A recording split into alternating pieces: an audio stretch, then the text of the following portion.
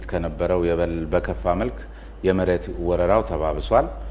ይሄ የመሬት ወረራ ደግሞ ሆን ተብሎ የሚደረግም የሚመስል ነገር አለው የሚሉ አካላት ከኮሪደር ልማቱ ጋር አስተሳስሮ ዴሞግራፊውን የመቀየር የብሔር ስብጥሩን ማስተካከል ከጀርባው የታዘለ ፖለቲካ ነው በሚልም ያነሷሉ።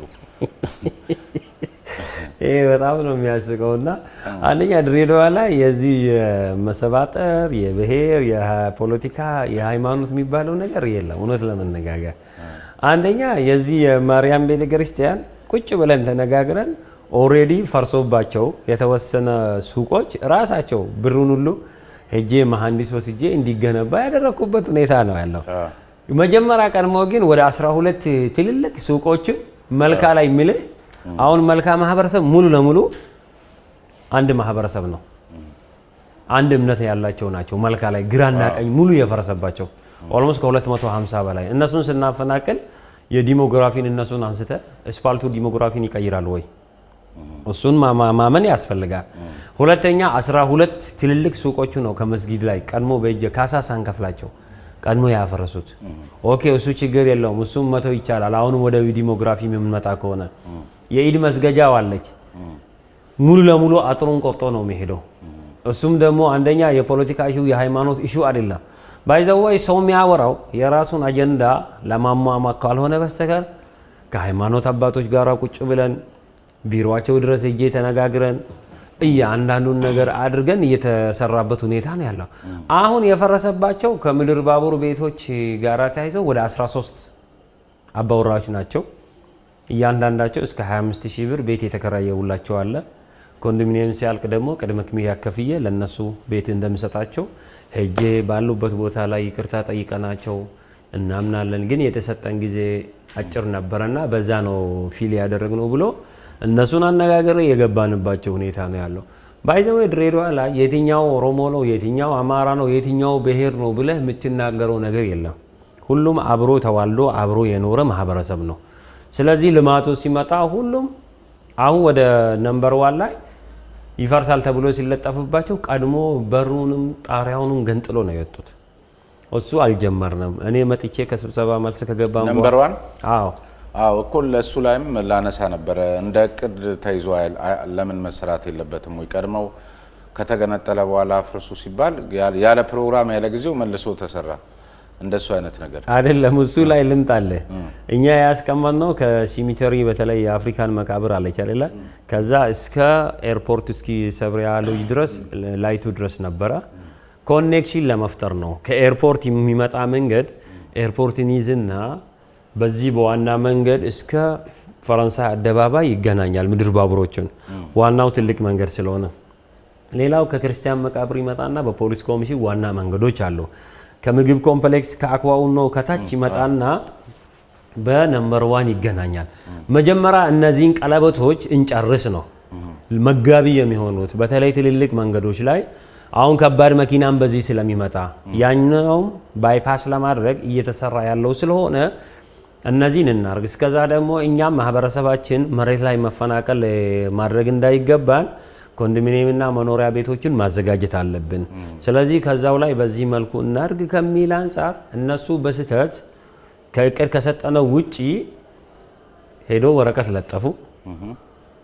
ገና ወረቀት ሲለጠፍ ነው በሁለተኛው ቀን ሰዎቹ ሊያፈርሱም አልመጡም። በ3 ቀን ውስጥ ለቃችሁ ካልወጣችሁ ይፈርሳል ሲባል ሰው ጣሪያን ሁሉ ነገር ሲገነጥል እኔ ሰማውኝና ማን ነው እዛ ጋር መመሪያ የሰጣቸው ትክክል አይደለም የሚል ያንን የሰጠውን አካል ራሱ ያው ፖለቲካዊ እርምጃ ውሳኔ እኛ ወስደንበታል።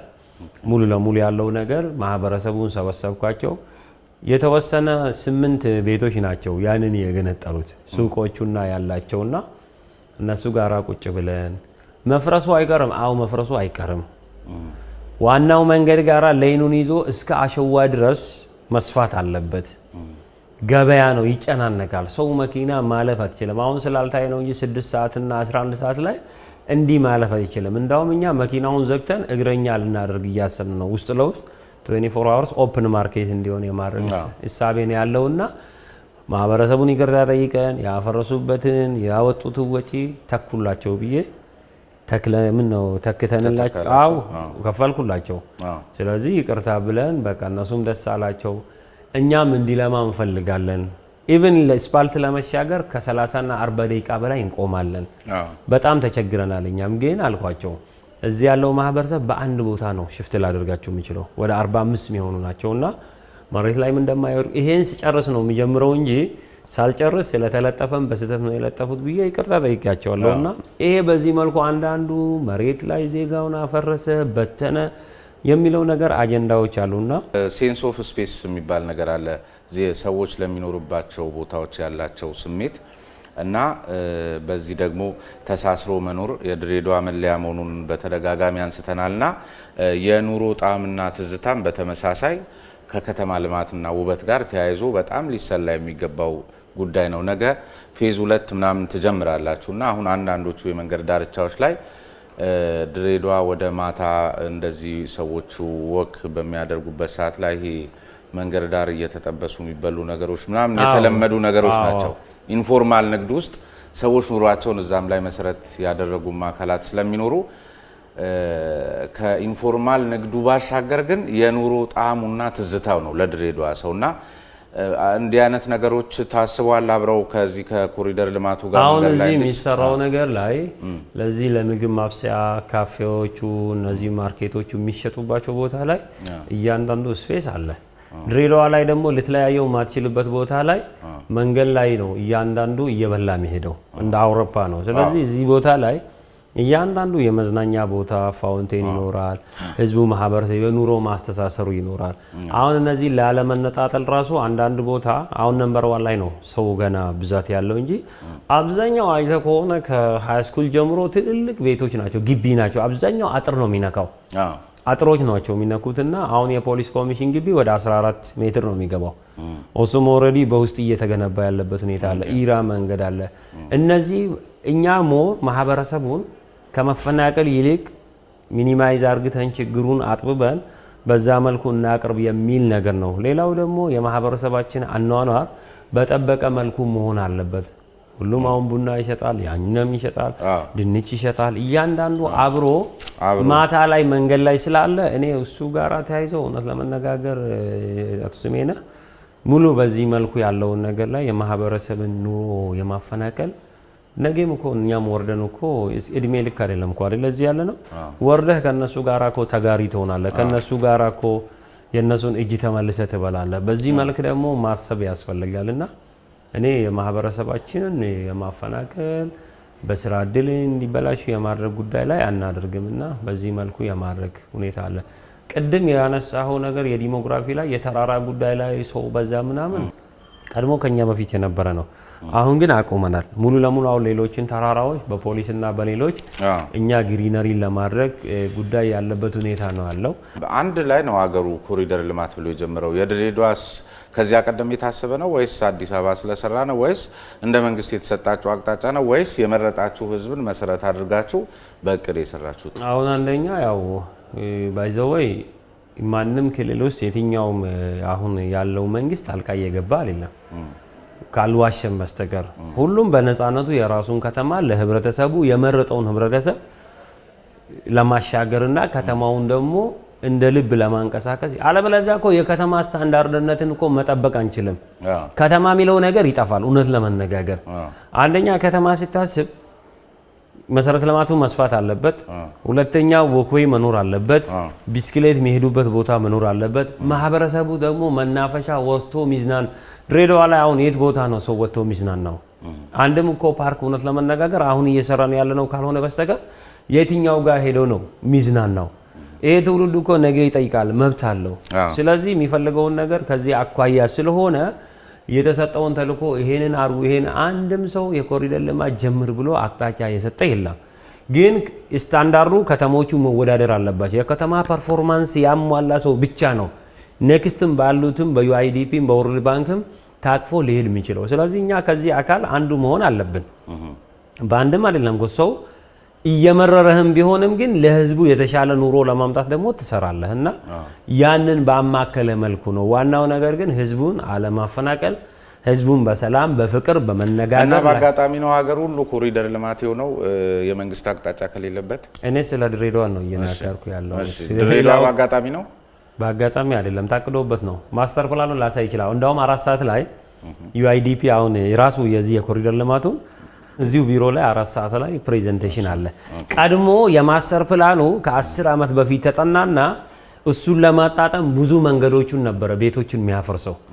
ግን በዝም ብሎ በሳተላይት መስራት ሳይሆን መሬት ወርዳችሁ ኮስት ሚኒማይዝ ሊያደርግ የሚችለው ማህበረሰቡን ባማከለ መልኩ ስሩ ብለናቸው ተሰርቶ ያለቀ ጉዳይ ነው እንጂ ከዚህ ጉዳይ ላይ ያው ይሄ የተሰጠ አቅጣጫ ሳይሆን እኛ ህዝብን ማዕከል ያደረገ በዛ ነው። ስለሌላው ክልል እንግዲህ ራሳቸው ይመልሱ።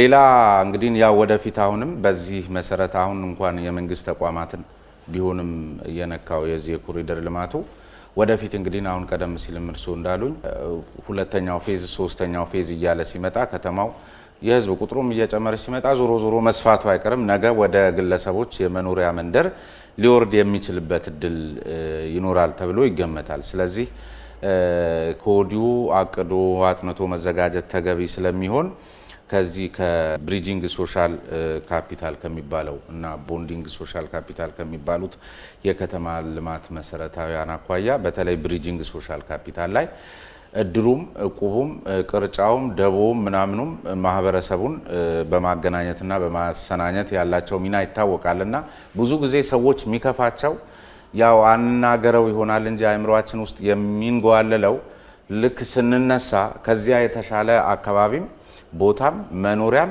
ምቹ ጽዱ ሊሰጥ ይችላል። ግን የሚፈልጉት ደግሞ የማህበረሰቡን ትስስር ነው። አብሮ አደግ አብሮ በማዕድ መጋራት የሌላው ስላለ ከሚል አንሳር ነው። እኛ ሁለተኛ ዙሩ እሱ ነገር በጣም አሳሳቢ። አሁን እኛም ማህበረሰቡ ብለናል እኮ እዛ አካባቢ ላይ ምናልባት ልማቱ የሚነካቸው ገና ነው። አሁን የጀመርነው አብዛኛው ቅድም አሁን ያልኩ አሁን የጨረስናቸውን እዚህ ላይ ብዙ የሚያፈናቅል አይደለም፣ የተወሰነ ናቸው። እነሱን አዘጋጅተናል። አሁን ኔክስት ላይ የሚደረገው ደግሞ ከሃይስኩል መግቢያ ከዋናው መግቢያ እስከ ሳፒያን ዋናው የመልካ ድልድይ ነው ያለውና ከዛ ጋር ተያይዞ ሙሉ ለሙሉ አብዛኛው አጥሮችና ሌሎቹን ነው የሚነካው። የሚያፈናቅላቸው ማህበረሰብ ያን ያህል አይደለም።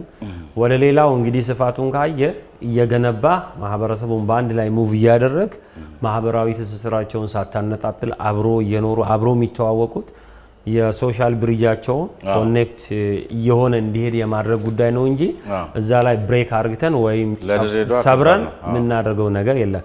ድሬዳዋ ባይዘወይ በመንደር የታጠረ አይደለም። ይሄ አሁን አስተሳሰቡ ከሌላው አንግል ቢወጣ ይሻላል። ሰው ለጋሃሬ ሆኖ ሳፒያን እድል አለው፣ እዛ ሄዶ ይጠያቃል። አሁን የቀበሌ ቤት ሲገቡ የነበሩ የግል ቤቶችን ገዝቶ እዛ ቅዳሜና እሁድ እነሱ ጋር አብሮ የሚያሳልፉም አለ። ስለዚህ የድሬዳዋ ራሷ የተፈጠረችውም አስተሳሰሯም ፍቅሯም ሰላሟን የሚመጣው አብሮ ብሪጁ ስላለ ነው፣ ድልድዩ የመተሳሰር ድልድዩ ስላለ ነው። እና እኛም ኑሯችን በዛ መልክ ነው የምናደርገውና ይሄንን ያናጋል ብለን እኛም ጉርብትናው ምኑን ጠብቆ ነው ሊሰራ የታቀደው በዛ ነው። ኦኬ እሺ። ሌሎች አንድ ሁለት ነገሮች የታዘብናቸው ታይዋን ገበያ ላይ በጣም ምንድነው የሚባለው የኔ ቢጤ ወይም ለማኝ ለቋንቋው ከይቅርታ ጋር ጎዳናዎች የበዛ ይመስላልና ምንድነው ምናምን ብዬ ለመጠየቅ ሞክሬያለሁ። አንዳንዱ ነጋዴ ሰላይ ልከውብን ግራ ገባን የሚል አለ። ምንድነው ማለት ከተማ አስተዳደሩ ይይታለው የህዝቡ ጥያቄ አላፈናፈን ሲል ጠየቅኩኝ። እኔ ነጋዴዎቹን የኔ ቢጤዎች ብዙ አሉ፣ በተለይ ጎዳና ተዳዳሪዎች። የሚገርም ነገር በዚች 2017 ከገባ ራሱ ሁለቴ ለቅመን ወስተናል። ክልሎች ጋር ሲሄድ አንዳንዱ ደግሞ ጭሮ ላይ መኪናውን ያስራሉ። የት ልትወስደው የት ልትመልሰው ነው? ዜጋ አይደለም መኖር አይችልም ብለው ፖሊሶቻችንም ጭምር ያሰሩበት ሁኔታ አለ ለመሸኘት ፌዴራሎቹን። ግን ትክክል አይደለም። አሁን ምንድነው ድሬዳዋ ላይ ሰላም ስላለ ማንም አይናገርም። የትኛውም ሰው መንገድ ላይ ወጥቶ የሚተኛበታል። ይሄ ደግሞ ተገቢ አይደለም። በሌብነት ትጋለጣለህ። አሁን ተቸግርንና ማታ እንሰበስባለን፣ ብር ሰተን ምን ብለን እንሸኛለን። ስትሸኘው 3-4 ይዞ ይመጣል ብቻውን አይደለም። ስለዚህ አሁን እኛ እንደሌላው አንገርፍም፣ አንደበድብም፣ አናስርም። ወደ ዜጋ ናቸው የመጡበት ቦታ ይሄዱ። ግን ሁሉም ክልል ተባብሮ ይሄንን የሚሰራ ከሆነ ምንም አይነት ነገር የሚያስቸግር ነገር የለም። ስለዚህ ይሄ እኛ እይታ ሳይሆን እየሰራን ስላለ ሮቴት እያደረግን ስለ አሁን ከሰራተኛና ማህበራዊ ጉዳይ አብዛኛው አሁን እየተቸገርን ያለ ነው አንዱ እሱ ነው። ከምስራቅ ሐረርጌ ጋር እንነጋገራለን፣ ከደቡብ ካሉት ጋር እንነጋገራለን። እነሱ ዜጋ አይደሉም ወይ ኢትዮጵያ አይደሉም ወይ መኖር ይችላሉ፣ ብታመጡም አንቀበልም ይለዋል። አስተሳሰቡ አንድ ላይ ነው ተያይዞ መፈጠር ያለበት። አስተሳሰቡ ሁሉም ካልተጋገዘ ካልተረዳዳ ሌላ ቦታ ላይ እኮ ይገረፋሉ፣ በዱላ እኮ ነው የሚመቱት። እዚህ እኮ ስለማንመታ በሰላም ስለሚኖሩ የሚል ነገር ነውና አንዳንዴ ኤንቫይሮንመንቱም እዚህ አሁን ብርድ ልብስ አታወጣም፣ ምን አታወጣም፣ ካርቶን አንጥፈ መተኛ ትችላለህ። ሙቃታማ ሌላ ቦታ ስታስብ እኮ ቅዝቃዜው አያስተኛም። ራሱ ሌላውም ራሱ ለሰው አስቸጋሪ ለመኖር የሚሆንባቸውም ሁኔታም ስላለ ነውና እዚህ ሁሉም አብሮ ስለሚበላ አብሮ ስለሚካፈል ደሃ ሲያገኝ ይሰጣል። ሁሉም በዛ ሲስተም ውስጥ ስላለፈ በዛ መልክ ነው የኔ ቢጤ እዚህ አካባቢ የሞሉት እንጂ እውነት ለመነጋገር ያንን አስበን ሳንቀር አይደለም የሚለው ነገር ዳታውን ሊሰጡ ይችላሉ። ሰራተኛና ማህበራዊ ጉዳይ ላይ ማት ይሄን አይተናል። ግን ለምንድን ነው እስቲ መንግስት ስለላ የሚልከው? አሁን መንግስት በዚህ ሰዓት ቴክኖሎጂ ባለበት ሰዓት ላይ የድሮ ሲስተም እብድ አርግተ ሰው ትልካለህ። ይሄ እንኳን ራስህን ማታለል ነውና እሱ አስቸጋሪ ነው። ምናልባት ቴሌቪዥን የማየት እድሉ የሚያገኙ የኔ ቢጤዎች ማስታወቂያ እየሰራንላቸው እንዳይሆን ሞቃ ስለሆነ ባስ እንዳይመጡ። ሌላው የመጨረሻ ጉዳይ ቤንዚንና ባጃጅ ምንድነው የተፈጠረው ድሬዳዋ ላይ? ዝም ብዬ አንዳንዶቹን ለማነጋገር ስሞክር ቤንዚኑ አለ ግን ሆን ተብሎ ተይዞ ነው የሚል ነገር እንትን ይባላል። ብዙ ባጃጆች ደግሞ በዚህ በኮንትሮባንድ በዛቸው ነገር በ2 ሊትሯ በጎማ ሲቀዱ ነው የምመለከታቸውና እያለ ነው ወይስ ምንድነው? የታሰበ ነገር አለ ወይ? እንግዲህ ድሬዳዋ ላይ ሞር ትራንስፖርቱ የባጃጅ ይመስለኛልና ለገጽታም በማይመች መልክ በየስርቻው ላይ የሚቀዱትና አሁን ደግሞ ስንመጣ አንድ ማዲያ ላይ እንደዚህ የተጠመጠመ ሰልፍ እያለ መቼም ከሆነ ይህንን የሚመለከተው አካል አሁን ግን ከተማ አስተዳደሩ እየታማ ያለው እያለ ነው የሚል ነው። እያለ እንደዚህ የሚደረግበት እድል አለ? እያለም ያደርጉ የለም። ምናልባት እኔ ንግድ ላይ ሆኜም ሰርቻለሁ ምክትል ላይ እና ይሄ ይለካል። ሁሌ 12 ሰዓት ላይ ማታ እየሄደ ይለካል። አንዳንዱ አሻጥሮች አለው ከነጋዴው ጋር ይመሳጠርና 1 ሊትር በ200 ብር የሚሸጡ ሁሉ አሉ። እሱም የተደረሰባቸው ቁጥጥር ተደርጎ ህገወጥ ነጋዴዎች ለግለሰብ የሉም ይላሉ። ማታ በድብቅ የሚቀዱበት ሁኔታዎች አሉ። ሁለተኛ ለቁጥጥር የሚሄዱትም ደግሞ ሰዓቱ ትክክል ነው ብሎ የሚያሳልፉባቸው ሁኔታዎች አሉ። እነሱ ላይ እርምጃ የተወሰዳለ። አሁን ግን የዚህ ዳታ ይላካል። ዛሬ ይሄ ነዳጅ ገብቷል። ኦንላይን ነው ለንግድና ጽህፈት ቤት የሚላከው። ግን ትልቁ ችግር ምንድነው? ባጃጅ ኮንሰፕሽኑ ብዙ ነዳጅ አይዝም። 7 ሊትር ወይም 8 9 ሊትር ከያዘ እቺ ሊትር ለአንድ ቀን ሙሉ ይሰራበትና ድጋሜ ይጨርሳል። እንደሌላው ሪዘርቭ የለውም።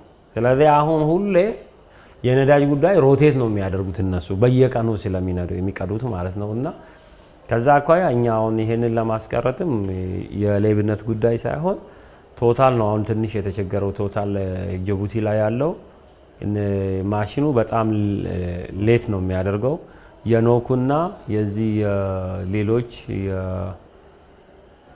ናይል አለ፣ በጣም ሀበሻ አለ፣ እነዚህ ሼል አለ። እነዚህ ይሰራሉ ኦልሞስት ቶሎ ብሎ የማቅረብ ነገሮች አሉ። ግን በሽፍት ነው የሚሰሩት። ዛሬ እዚህ ከሰራ ያኛው እስኪያመጣ ኢንተርቫሉ ማለት ነው። በዛም ሞር ከኛ በላይ ደግሞ ግን ወደዚህ ትራንስፖርት እሱ ብቻ አይደለም። ለናፍታም እኮ ድሬዳዋ ላይ ሰልፍ ነው።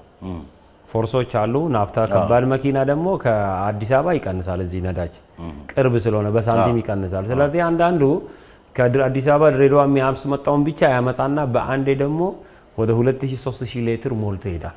ድሬዳዋን ኮታ ወስዶ ይሄዳሉ። ይሄም በተደጋጋሚ ነግረናል። አሁን በቀን አስብ እንግዲህ 1550 መኪና ድሬዳዋ ይገባል። ድራይፖርት ይገባል፣ ጉምሩክ ገብቶ ሁሉ ነገር። ስለዚህ እዚህ የሞሉ ይሄዳሉ። ሁሉም እዚህ የሞሉ ይሄዳሉ። አሁን የነዳጅ መኪኖች አሉ። ቅዳሜና እሁድ እዚህ የጅቡቲ መኪና እዚህ ይውላል። አብዛኛው አሁን አይተ ከሆነ ሰላም ስለሆነ ከተማው ቅዳሜና እሁድ እዚህ ያሳልፈው ይሄዳሉ። የሁሉም ሀገር መኪና እዚህ ከተማ ውስጥ ታገኛለህ። አትቅዳ አትለውም፣ ዜጋ ነው ተሰልፎ ይቀዳል። አንዴ ሲቀዳ ደግሞ 80 ሊትር ወይም 120 ሊትር ቀርቶ ይሄዳል። 120 ሊትርን ደግሞ ለባጃጅ ሲታካፍለው ደግሞ 12 ባጃጅ 15 ባጃጅ ይቀዳል። ስለዚህ አሁን ባጃጆች ሲሰለፉ ያን ያህል አሁን 100 ባጃጅ ቢሰለፉ እኮ የአራት መኪና ወይ የአምስት መኪና ከቀዳ ነው። ስለዚህ አሁን ድሬዳዋ ላይ አማራጭ ለማድረግ እያሰብን ያለ ነው። በተለይ አንድ ባለ ሀብት ጋር ተነጋግረናል። መኪና የሚያስመጡ እነዚህ BYD የሚባሉ መኪኖች አሉና ለ3 ዓመት በብድር እንሰጣለን። ስለዚህ አሁን አንዱ ታርጋ የሚያቆምንባቸው ምክንያቶች አንዱ ይሄ ነው። አክሰስ ነው፣ ኮንትራት ነው የሚሰሩት። ሁለተኛ ደግሞ ተሰልፎም በታፔላም አይሰሩም። ሁሉም በስልክ ተደዋውሎ ያው ሰው ፕራይቬሲ ይፈልጋል። እዛ ልክ ስለሚሰራ አንድ ሰው ለመውሰድ 100 ብር ነው ሄዶ ይሰራል። 5-6 ከወሰደ ብሩን ዘግቶ ቁጭ ይላል። ይታወቃል፣ በደንብ ይሰራሉ። አሁን እያሰብን ያለ ነው 2017 ሙሉ ለሙሉ ሁሉም አዌር እያደረግናቸው ማህበሩ እየተበደረ 2018 ሙሉ ለሙሉ ባጃጅ ከከተማ ይወጣል። ይሄ የምናወጣበት ምክንያት ሁኔታውን አመቻችተን ነው። የ3 ዓመት ብድር አስተሳስረን ነው። የኤሌክትሪክ ቻርጆች አሁን በዚህ በኮሪደር የተባለው የከተማ መሰረተ ልማት ላይ ወደ ለነሱም ታስቧል ተዘግየተ እያንዳንዱ ኤሌክትሪክ ቻርጅ የሚያደርገው አሁን በዚሁ መንገድ ላይ ብቻ ራሱ 12 አለ። 12ቱ ማለት አንዱ በ10 ደቂቃ እስከ 15 ደቂቃ ፉል ቻርጅ ያደርጋል። ስለዚህ አሁን ከተማው ፉል ቻርጀሩም ጭምር እንድታስመጡ ጨርሳቸዋል ኮንትራክት ካስመጪዎች ጋር። ምን ካስመጪዎች ጋር? እኛ ለኮንትራክተሮች ሰጥተናል። ሰርቶ ያዘጋጃል፣ በካርድ ነው የሚሰራውና ይህን ስታስበው የከተማ እድገትን ለማሰብ ነው። ኔክስት ከተማው ደግሞ አሁን የቤንዚን መኪና የነዳጅ መኪና ቀርተዋል። ይሄንን ደግሞ አብሮህ መጓዝ ካለብህ የስራ እድል እየፈጠርክላቸው ወጣቱን ሳታፈናክል በማህበር አዌር እያደረግ የተወሰኑትን ዛሬ 20 እየወሰደ የሚቀጥለው እየወሰደ ቢዝነሳቸውን እያዩ በደንብ እንዲሰሩ የማድረግ ጉዳይ ላይ ለማድረግ ነውና በዚህ መልኩ እውነት ለመነጋገር ሌላ ተሳትፎ ላይ አሁን እዚህ ኮሪደር ልማት ላይ ከመዋጮ ከመሳሰሉት አኳያ ህብረተሰቡን ድጋፍ እገዛ ሲጠየቅ በምን መልክ ነው እየተባበሯችሁ ነው ወይ? ቅሬታ የለም ወይ? አንዳንድ ቦታ ላይ ምን ሰምቻለሁ፣ ይሄ የዚህም የማሽነሪ ድጋፎች ምን እንጠየቃለን የሚል ግን ስራው ላይ ያሳትፉንም የሚል አንዳንድ ቦታ ላይ ስለሰማሁኝ ምናልባት ካለ ወይም ይሄም አሉባልታ ከሆነ ይፋ ቢያደርጉት። እኛ ጋር እውነት ለመነጋገር የኛ ኮንትራክተሮች ፈጣሪ እድሜና ጤና ይስጣቸው ሙሉ ማሽኖቹን በነፃ ነው የሰጡን። ኦልሬዲ ነዳጅ እየሞሉ ነው የሰጡን። የግል ኮንትራክተሮችም አሉ። በዚሁ ልክ ደግሞ ግን የስራውም ስናወጣ ገና አሁን ነው የጀመርነው። አሁን ራሱ ለ6 ኮንትራክተሮች በቁርጥ ዋጋ ጨረታ ብታወጣ አትችልም። ፐርፎርማንሳቸው ጥሩ የሆነ ሊሰሩ የሚችሉ ጨረታ ላይ ሳያሳትፉን ግን ንብረታችንን እንድናውሳቸው የለም። እኛ ጋር እንደዛ የለም። ኦልሬዲ የወሰንባቸውም አንዳንዱ ደስ እያለው ነው። ስራም እየሰሩ ናቸው። ባይዘወይ ስራ ዓለም ውስጥ ያሉት ናቸው የሰጠናቸው። ዝም ብለህ ቤት የተቀመጠ ሳይሆን ፐርፎርማንሱ ጥሩ አሁን እያንዳንዱን እየሰሩ ያሉት 5 ሳንቲም ሳንከፍላቸው በራሳቸው ሳንቲም ነው። ብር ስናገኝ ደግሞ ስንሰበስብ ግብር ለሌላው ክፍያ ከተረፈን እንሰጣቸዋለን ብለን ያንን ኮሚትመንት ገብቶ ነው እየሰሩ ያሉት። ሌላው ከዚህ ከመዋጮ ጋር ተያይዞ ሌላው ቦታ እኛ እየሰራን ነው። ሆቴሎቹ ደግሞ ግን ቢያንስ 50-50 እንዲያወጡ የራሳቸው ቦታ ነው የሚውበው እያንዳንዱ። ስለዚህ እነሱ ጋራ ውይይት እያደረግን ያለንባቸው ሁኔታ ነው ያለው።